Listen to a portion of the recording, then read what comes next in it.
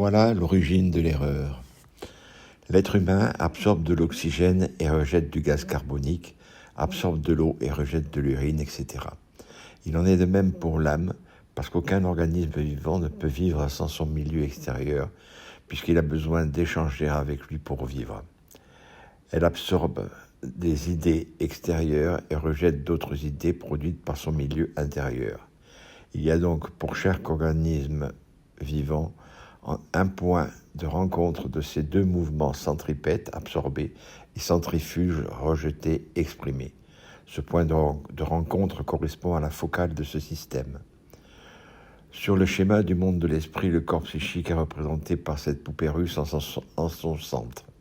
Il y a un circuit inconscient en rouge, métaphorisé par une jument bête, un autre préconscient de couleur jaune pour la jument intelligente JI, et enfin un circuit conscient en vert de la cavalière, entre parenthèses le cocher, chacune ayant sa propre focale FEV, FOI et FIL.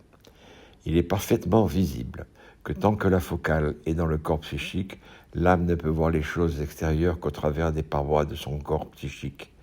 Les images des choses extérieures risquent alors d'être déformées et ne plus correspondre à la chose extérieure. C'est ce que dévoile Spinoza lorsqu'il écrit, je cite, « Une image, c'est une idée qui marque la constitution présente du corps humain bien plus que la nature des corps extérieurs.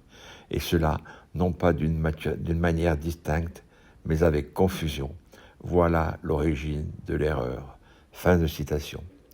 En revanche, sitôt la focale sortie de son corps psychique, entre parenthèses fit, cet être humain voit les choses telles qu'elles sont, mais aussi telles que les voient les autres êtres humains, sortis eux aussi de leur propre corps psychique.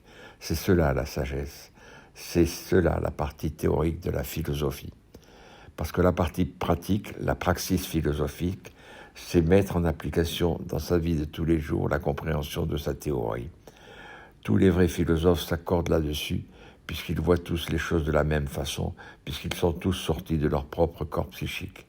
Mais cela ne s'apprend pas en quelques minutes. Il faut être préalablement descendu de son JI afin de pouvoir mettre le mort aux dents de JB. Elle peut remonter alors sur JI tout en gardant désormais le contrôle de JB. Ainsi que cela a été expliqué dans mes vidéos sur la psychanalyse et notamment dans 5 C'est quoi notre double conscience.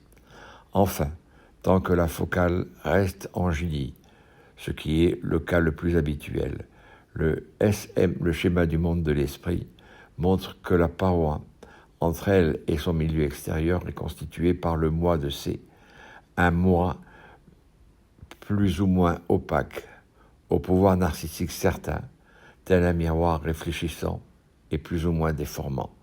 Point final.